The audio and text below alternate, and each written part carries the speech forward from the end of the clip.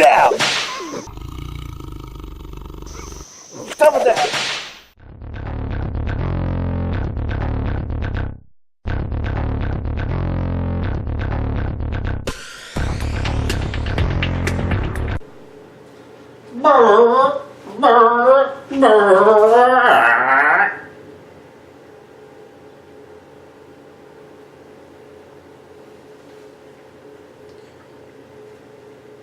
This is my game review.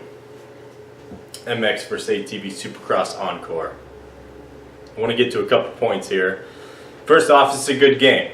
I like the game. It's a lot better than some of the older games that they put out in the series. MX vs ATV Alive, I really hated that game. It sucked balls. MX vs ATV Reflex was a great game.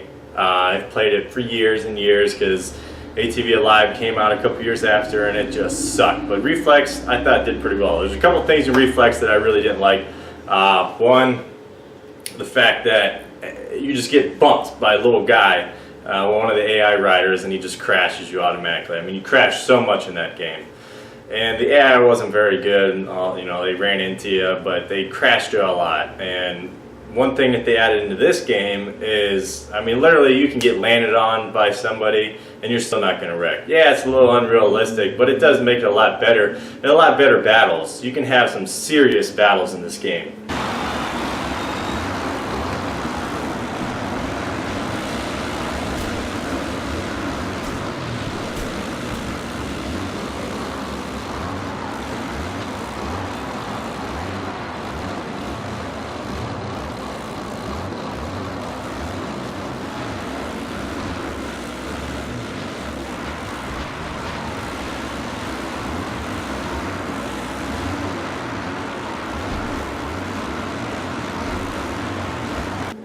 With your buddies going back and forth. I mean, the one race that I had, we passed each other about 50 times in a 3-lap race. It was nice. You can take different lines inside out. The braking system going in and out of the turns is a lot different. It's a lot better than the previous games of this series.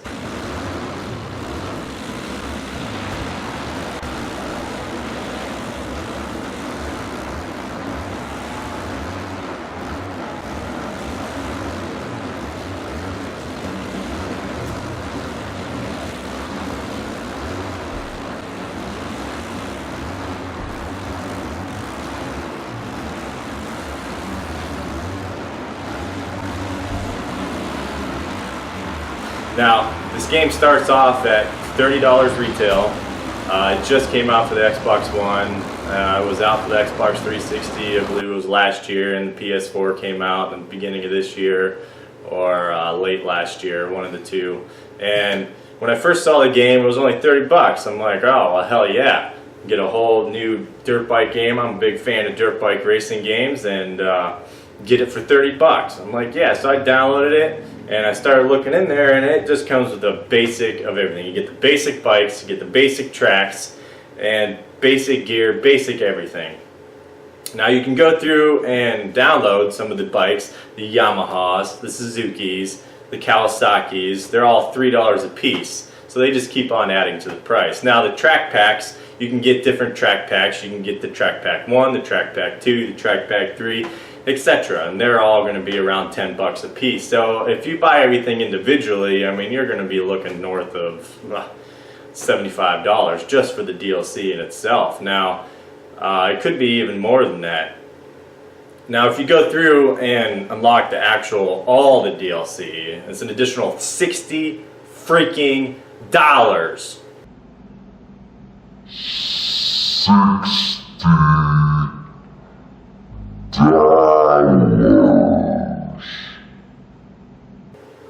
On top of the original $30 price of the video game.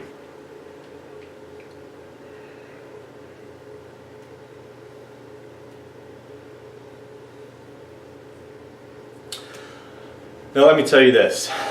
If you've been playing this game a while, then you know that the original bikes in the game suck balls. The Nordic bikes, the whatever bikes, they suck. whenever I downloaded the Yamahas, the Kawasaki's, the Husqvarnas, the Suzuki's, they're so much faster in the game. Makes it so much easier to play in the game, especially on the difficulty level. If you play on all time like I do, it makes a world of a difference having the actual nice factory bikes. Now you can customize a full bike. That's really nice. You can get into full customization. You can go rim color, which is something they never had in the game, hub color, which is something they never had in the game, and different number plate colors too. You can get green, which is my favorite color. You can get red, yellow, black, white, etc. But that was really cool. I thought that when they added that in the game, it was really awesome. Now,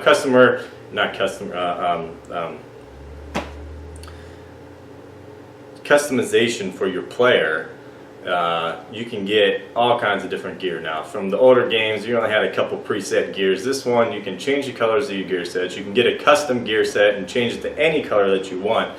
And you can also add butt patches in. They got the new boots, the Fox Instincts, the Tech 10s, etc., etc. It's all up-to-date stuff. It's really nice, the customization that they have in the game itself. And the bikes, going back to the bikes, they have the 450s, the 250s, the 2-strokes 125, the 2-strokes 250. They even added in a 50 this year, which I noticed they've taken out in the previous games. But the 50 is really nice. It's fun just to go on and mess around.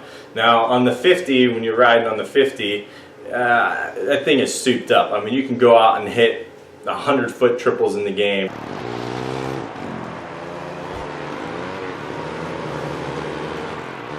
No problem, which makes it fun, because if you actually had you know, real 50 capabilities in the game, you probably wouldn't have that much fun, considering the difference between the real 50 and the in-game 50.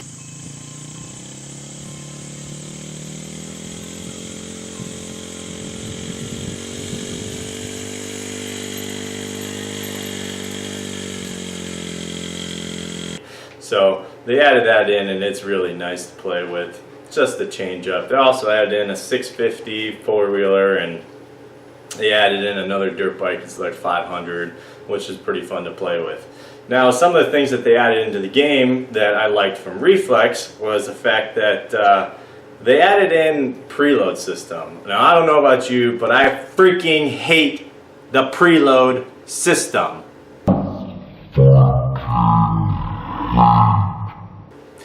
Get rid of the preload system. It doesn't make it realistic. It's like, oh, I'm going to go up and jump a triple. Let me just preload it up and just go right over.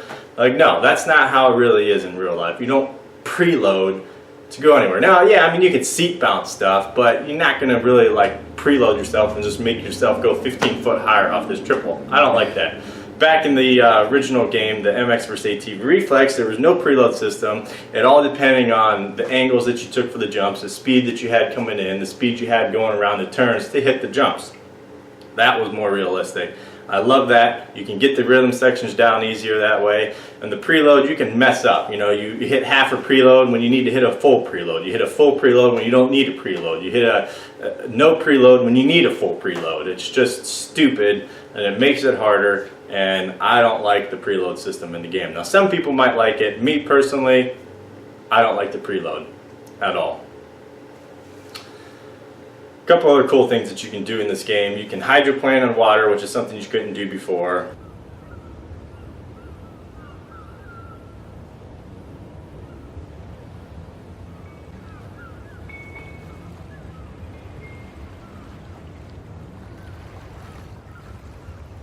When you're doing in free mode, go try to get to an island. That was pretty cool. That was pretty fun. Rhythm racing, they added in rhythm racing that's called the Red Bull Straight Rhythm.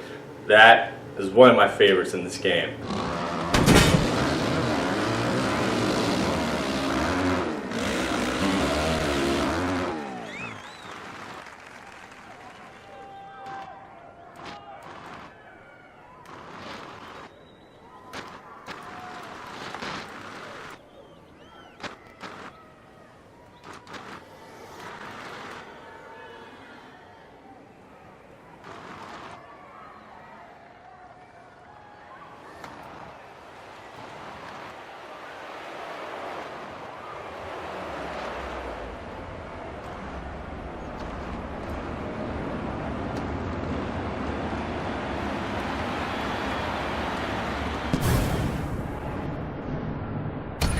It's really hard to get the rhythms down, but it's fun, and there's a bunch of other tracks that you can do in the rhythm racing. It's really fun. That's something cool that they also added into this game. Something else that I noticed in this game, the 254 strokes. They're pretty fun to play with in this game. They're not as fast as the 450s, obviously. In the game, the 450s dominate, but it's really hard to take some of the turns in the 450s wide open. Now, on the 250s, you can rail a turn wide open and just nail the next rhythm section, jump the triple or whatever you need to. And sometimes in the 450s, you really got to check up on the turns, and you can't make some of the sections. I mean, there's this one example I have.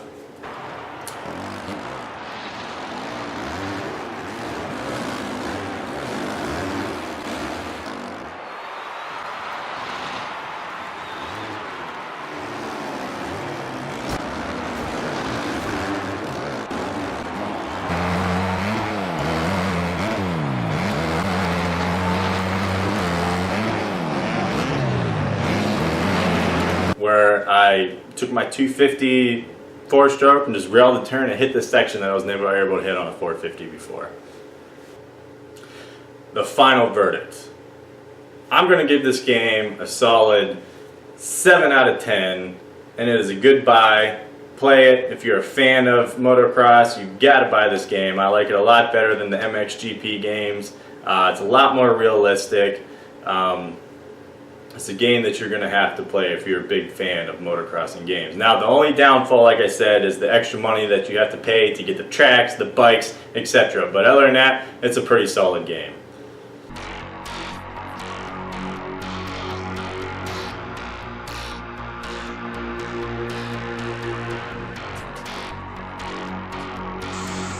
We're live with Little Trev. Little Trev, what's your plans for this race? I like to go fast! Really fast!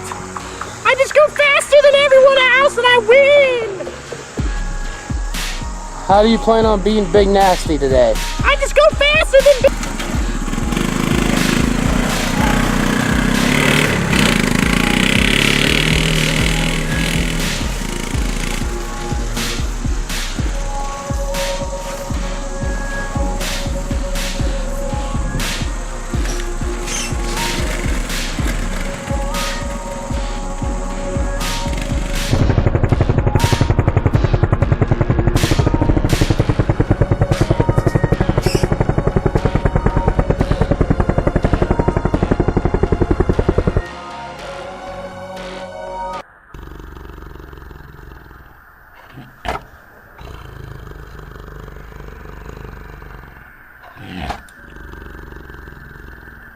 Yeah.